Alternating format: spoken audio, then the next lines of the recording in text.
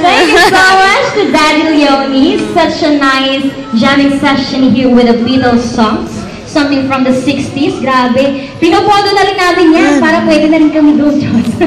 Ayaw, maraming salamat po. Si Daddy Leonie po ba ang daddy ni Ate Lay? Okay. Sila naman tayo. May pinagmanahan naman pala. So bakit hindi natin pakitayin yung anak naman? Diba? It's been a long time na nasa Singapore siya. So kailangan meron naman kami bago ko bumalik ulit. Ayan, 1 week vacation lang ito. So mamimiss ka ulit nito ni Kuya Chris. Ayan na, makatak na. Sige na. Wala na, parang ayaw. Para tumigil yung ulan. Ayan. Ayan, mambo na. Yes. Alright. We have here everybody. Our guitarist Christian's girlfriend. Girlfriend talaga. Gumaganon. Ate Lay. Ayan. Sige, yung theme song nyo na lang yung kantahin ninyo.